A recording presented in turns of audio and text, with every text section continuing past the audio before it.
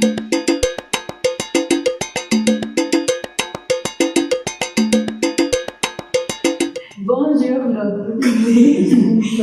comme nous vous avions déjà écrit, nous sommes Lady Lorena Bolaños, Angela Maria Muñoz et moi, Géraldine Viveros, et nous sommes des étudiants du cours Culture et Civilisation enseigné par la professeure Justine Marie Potier.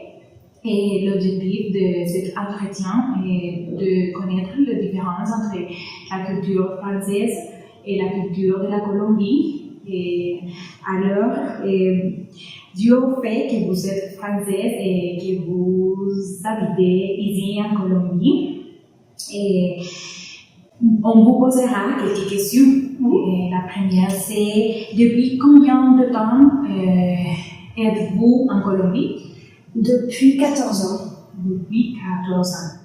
Quelles sont les principales raisons pour lesquelles vous avez décidé de venir en Colombie et quelles sont les principales raisons pour lesquelles vous avez décidé de rester ici? D'accord. La première, quand je suis venue pour la première fois, j'avais déjà été au Brésil une fois. Et pendant mes études, je devais à peu près avoir votre âge, j'avais dit j'irai habiter en Amérique latine. Je ne savais pas si c'était la Colombie, le Brésil, le Pérou, je ne savais rien, mais... Et avec un de mes professeurs d'université, lui, il avait fait son doctorat au CIAT. Je ne sais pas si vous connaissez, sur la Recta para Palmira. Et il m'a mis en contact et je suis venue faire un premier stage de 4 mois. Donc ça a été vraiment le premier contact un petit peu par hasard. Et puis après ces 4 mois, merci Maëlle, après ces 4 mois, j'avais un deuxième stage à faire, donc j'ai redemandé au même endroit. Et puis ça s'est refait. Donc je suis revenue pour faire un deuxième stage. Et puis comme au final j'avais toujours dans la tête que je voulais vivre en Amérique latine, quand après les 2 stages, on m'a proposé un poste et de rester, j'ai dit oui. Et d'une façon générale, pour compléter, pour être un peu plus concise, je dirais que la première fois que je suis venue ici, c'était pour connaître le pays. Mais la raison pour laquelle je suis restée, c'est à cause ou grâce aux gens, à la gentillesse des personnes ici, à la facilité pour pouvoir parler avec un peu n'importe qui. C'est un peu plus difficile en France. Si on parle de différences culturelles, les gens sont un peu plus fermés. C'est une question qui Après, mais c'est bien. Oui. D'accord, on continue avec la 3e question. Avant de venir en Colombie, est-ce que vous aviez certains stéréotypes ou préjugés sur la même? Malheureusement, oui. Le même genre de stéréotypes que peuvent avoir tous les Français qui ne sont jamais venus, c'est-à-dire la Colombie, c'est la violence, c'est la drogue, c'est tout ce genre de choses, les femmes, c'est les seules choses qu'on entend de là-bas, et je pense que c'est même encore maintenant les seules choses qu'on peut entendre. Donc, si on ne connaît pas, c'est ce genre de stéréotypes qu'on a. Et maintenant, qu'est-ce que vous aimez le plus de la Colombie? Le plus, c'est dur là. Je dirais le rythme de vie en général. En France, tout est très carré. Ça a ses avantages et ses inconvénients. Je ne dis pas que ce soit mal, mais ici, c'est plus facile ça marche pas, donc on va faire comme ça. Puis on avait prévu ça, finalement on va faire autre chose. C'est un peu plus flexible dans ce sens-là. Et je pense pas que je pourrais me réadapter à la France maintenant. Non. Et quelles sont les autres villes que vous connaissez de la Colombie? Pour y vivre ou pour avoir visité? Visiter. Ok. Popayán, Medellín, Bogotá, Cartagena, Santa Marta, Barranquilla, Bucaramanga, Pasto, y a Leiba. ¿Dónde estuvimos? Aleba. Qu'est-ce qui vous manque le plus à propos de la France? À part, on va dire, la famille et les amis, évidemment. Mais à part ça, la nourriture. Oui, pourquoi? Parce que le fromage, parce que la charcuterie, parce que la culture de la nourriture en France, c'est quand même très très important. Le dimanche, c'est toute la famille autour de la table, l'entrée, le repas, le fromage, le dessert, c'est sacré. C'est vraiment une culture chez nous. Et moi, au départ, ici, j'avais du mal à m'adapter parce que on allait manger chez quelqu'un, tiens ton assiette, toi sur le canapé, devant la télé. Et moi, j'étais pas habituée à ça. Et on aime bien manger en France. Donc, quand la semaine dernière, ma maman était là, elle m'a ramené des paquets de fromage. Dans mon congé, il y a du fromage, il y a du pain, il y a de la charcuterie. Voilà. C'est vrai que les personnes ne peuvent pas s'élever de la table quand les autres personnes n'ont pas fini. Disons que par exemple, si tu as envie d'aller aux toilettes, tu dis excusez-moi. Si tu as ton téléphone qui sonne, il faut que bien sûr. Par contre, c'est vrai que pour dire quitter définitivement la table, on attend que tout le monde ait fini. Et c'est pareil, par exemple, quand on est au restaurant, ici, si tu finis ton assiette, si on est en train de manger et que toi tu as fini ton assiette et que moi je suis encore en train de manger, le serveur va venir retirer ton assiette dès que tu as fini.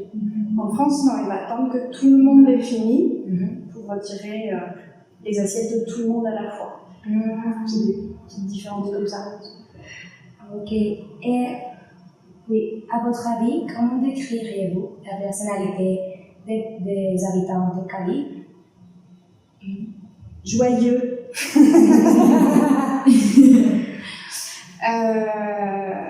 Ouais, joyeux, vraiment. En quoi est-elle différente des personnes françaises? Au-delà seulement, même pas seulement de Cali, mais des Colombiens en général. Moi, quand je suis arrivée, j'ai travaillé avec des producteurs de café, du Huila, du Cauca et de Nariño. Donc, c'était des gens... je leur laisse la feuille, s'il te plaît. C'était des gens qui avaient presque rien. C'était la pleine crise du café. Les prix des cafés étaient très, très bas. Donc, ils avaient très peu de ressources. Et on arrivait, et vas-y, on va faire à manger, on t'invite un café, un aguardiente, et on fait une fête. Mais vous avez rien et vous êtes heureux, quoi. Alors que le français, ça va être le contraire. Les Français, en général, ils ont beaucoup de choses, mais il faut toujours qu'on se plaigne.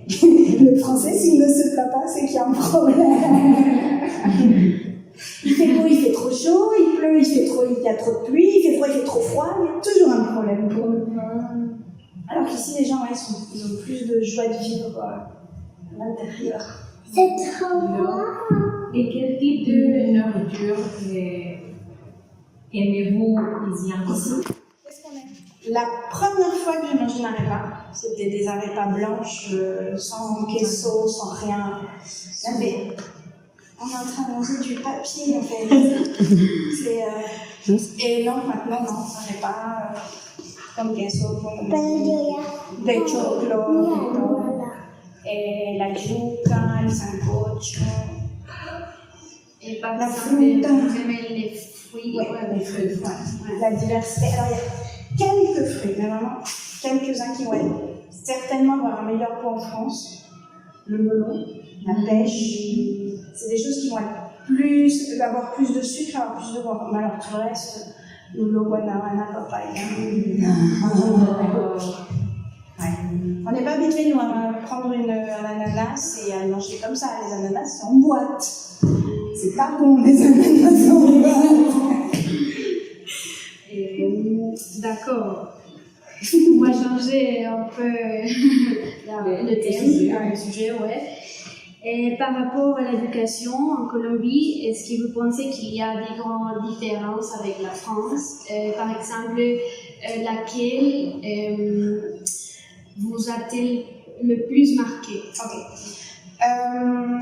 Alors, il y a deux choses. Il y a la différence sur comment marche l'éducation et il y a la différence sur les enseignements. C'est-à-dire que Maë, tu touches à rien, s'il te plaît. En France, c'est un droit pour tous les enfants d'aller à l'école publique et gratuite. Et on a tous le même programme.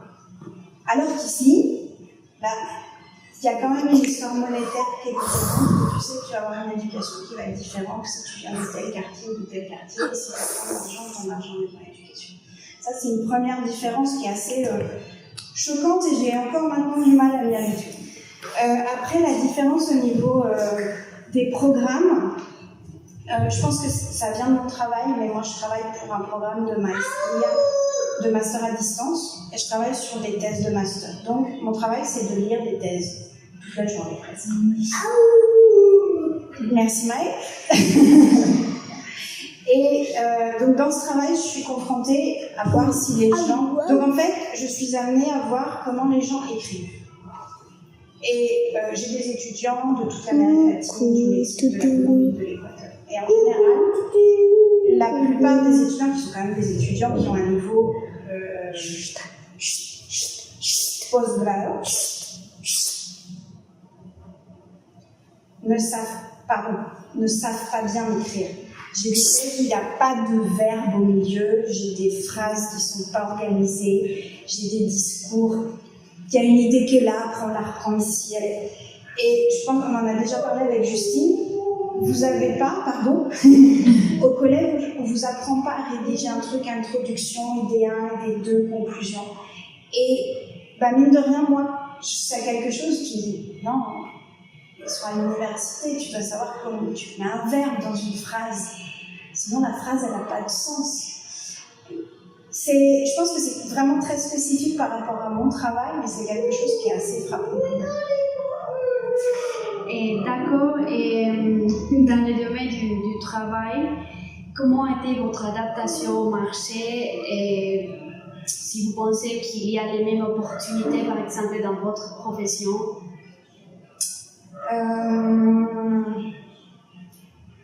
Alors, de par mon expérience à moi, je ne sais pas si c'est quelque chose qui est général, mais être européenne en Colombie, c'est un avantage. Parce que, t'es européenne, ok, il n'y a pas besoin de diplôme, il n'y a pas besoin de vérifier si tu sais faire quelque chose, c'est bon. Et ça m'est arrivé avec c'était la fédération, je crois que c'était la fédération des cafeteros du Cauca, qui voulait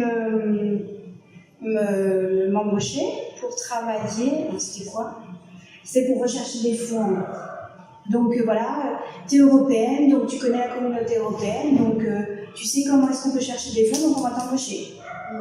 Mais non, c'est pas ce que j'ai étudié, je suis pas douée pour parler avec des gens, je suis pas douée pour vendre des choses, donc je sais que je ne peux pas faire ce travail. Mais non, ils étaient prêts à me faire signer un contrat.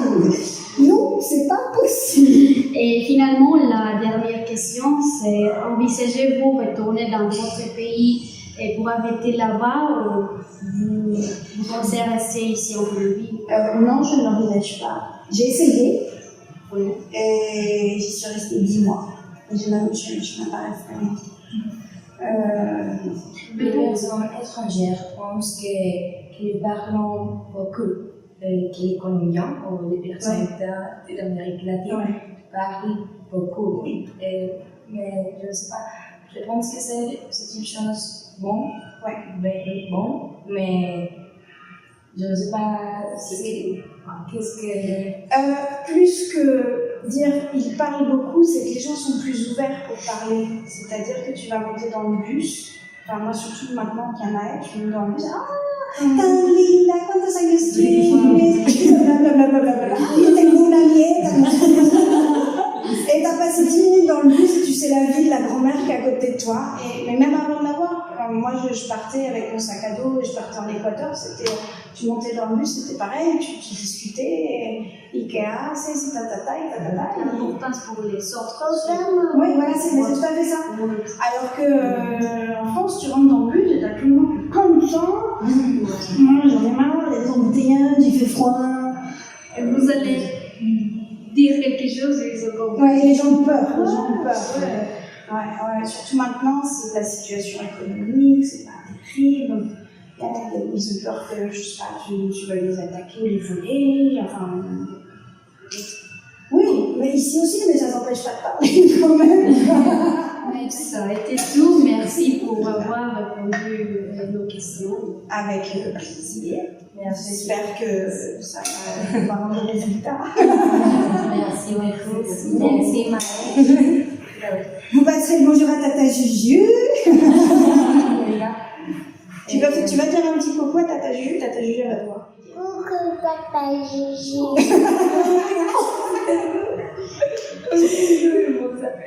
Ok, merci. Vas-y, continue. Comment Quoi? Comment allez-vous? allez-vous?